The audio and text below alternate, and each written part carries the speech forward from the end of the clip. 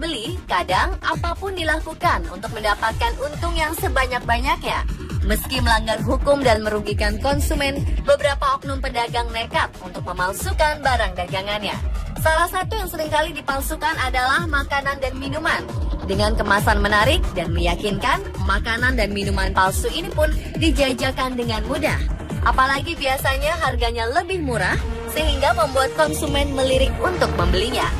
Pemirsa, On The Spot telah merangkum beberapa makanan dan minuman palsu tersebut dalam 7 kasus makanan dan minuman palsu di Indonesia.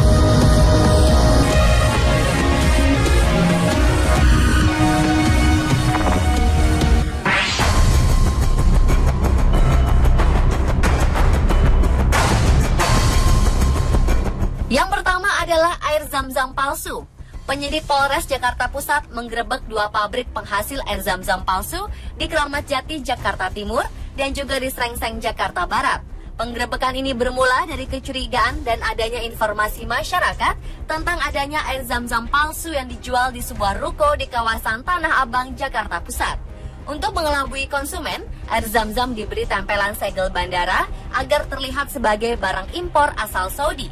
Namun isinya tentu saja bukan air zam-zam asli, melainkan hanya air mineral biasa. Dari hasil penyidikan pemilik toko tersebut, diketahui ada 2 pabrik penghasil air zam-zam palsu. Dalam penggerebekan itu, polisi menyita sedikitnya 30 dus air zam-zam siap edar, 2 karung kemasan plastik, 3 kantong plastik jerigen kosong 350 ml, beberapa galon air mineral, dan juga barang bukti lainnya. Para tersangka berhasil diamankan oleh pihak berwajib. Mereka dijerat Undang-Undang Kesehatan, Undang-Undang Perlindungan Konsumen, dan Undang-Undang Pangan dengan ancaman hukuman 5 tahun penjara.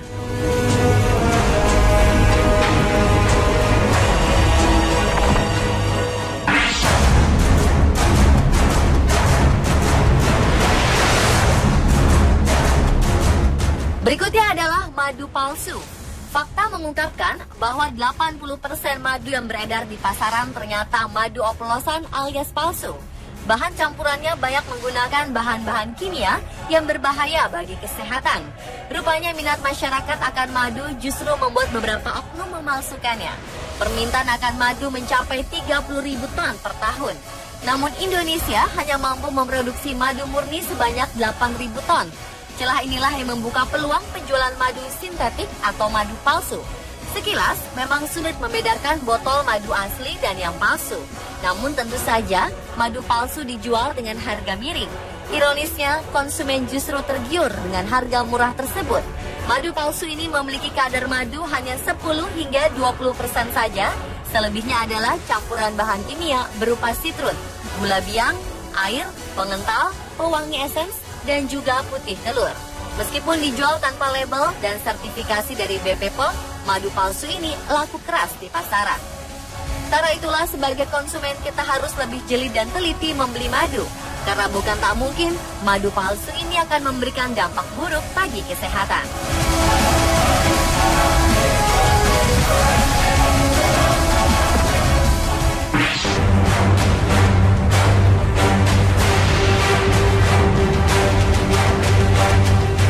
Berikutnya adalah maraknya peredaran telur palsu di tanah air. Salah satunya adalah telur asin palsu. Telur asin ini dibuat dari telur berkualitas buruk atau afkiran yang harusnya tak diperjualbelikan. Telur afkiran adalah telur yang gagal dibuahi selama 18 hari proses pengeraman.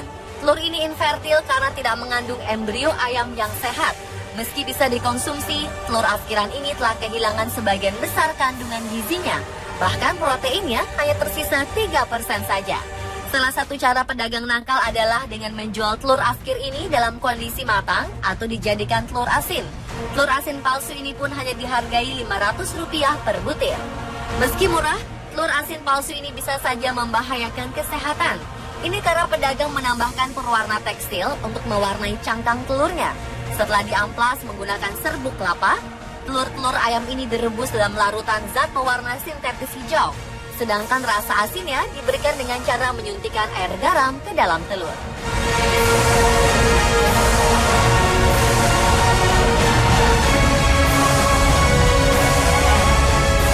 Tak hanya telur asin palsu, ada juga telur ayam kampung palsu. Caranya adalah dengan menyulap telur ayam buras berukuran kecil. Telur ayam buras ini diputihkan dengan cara digosok menggunakan air cuka. Asam dalam cuka akan mengikis lapisan telur sehingga tampilannya mirip dengan ayam kampung.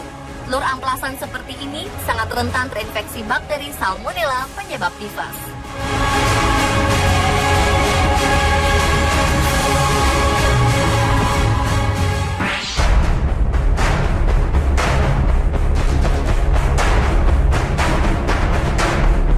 Ratusan botol dan drum berisi saus cabai diamankan petugas dari tempat pengolahan saus oplosan milik warga di Desa Namorambe, Kabupaten Deli Serdang, Sumatera Utara. Selain mengamankan saus oplosan, petugas juga menyita 4 tong diduga berisi zat berbahaya. Bahan penyedap makanan ini diduga dicampur dengan zat pewarna tekstil. Setelah dikemas, saus oplosan ini kemudian dijual ke pasaran. Para tersangka dan barang bukti yang disita petugas kini diamankan di Mapolda Sumatera Utara untuk penyidikan lebih lanjut. Polisi masih terus melakukan pengembangan dengan mengambil sampel saus cabai tersebut ke laboratorium. Dirkrimsus Polda Sumatera Utara, Kombes Ahmad Haidar mengatakan, saus yang mengandung zat berwarna tekstil ini sangat berbahaya bila dikonsumsi manusia.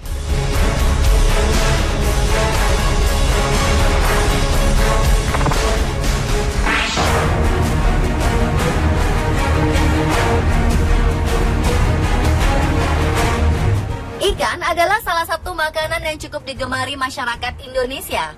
Tapi sebagai konsumen, kita harus lebih berhati-hati memilih ikan. Ini karena sejumlah oknum tak bertanggung jawab berusaha meraup untung besar dengan menjual ikan busuk di pasaran. Tentu saja, dengan sentuhan di sana-sini, ikan busuk ini disulap menjadi layaknya ikan segar. Padahal ikan segar palsu ini tak layak dikonsumsi manusia. Untuk menjualnya, ikan yang sudah beraroma tak sedap ini biasanya disejajarkan dengan ikan segar lainnya. Hal ini membuat keberadaan ikan busuk menjadi tersamarkan. Cara lainnya adalah dengan menyuntikkan daging ikan lainnya ke dalam ikan busuk. Alat suntiknya pun didapat dari tempat sampah. Sebelum disuntikan, daging yang dihancurkan dicampur dengan cairan perekat. Untuk membuat ikan terlihat segar, pelaku menggunakan pewarna pakaian. Tidak hanya tertipu dengan mahalnya, penggunaan bahan terlarang di ikan rekondisi ini mampu memicu penyakit kronis seperti kanker. Selain itu, alat suntik bekas juga menjadi fasilitas bagi beragam penyakit untuk mengalir dalam ikan segar palsu ini.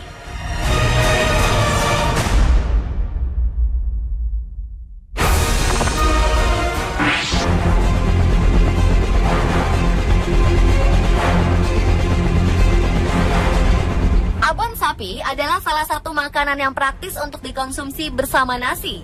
Namun beberapa tahun silam terkuak beberapa merek abon sapi yang ternyata terbuat dari babi hutan. Bahkan ada beberapa abon sapi bermerek yang terbukti mengandung daging babi hutan. Secara kasat mata memang sulit untuk membedakan antara abon sapi asli dan abon sapi palsu. Ini karena babi hutan memiliki tekstur serat yang mirip dengan sapi. Bila sudah diolah, sangat sulit untuk membedakan kedua jenis daging tersebut.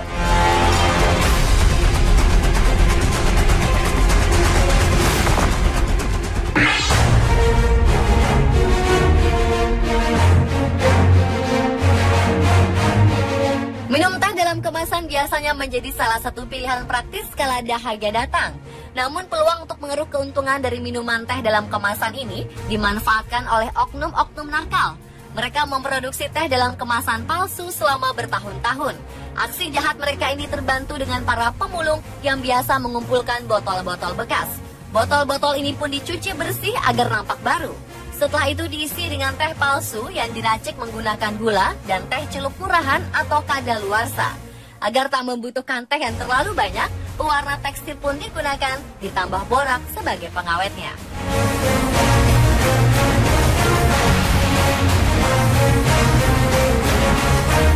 Pemirsa, itulah ketujuh kasus makanan dan minuman palsu di Indonesia versi On The Spot.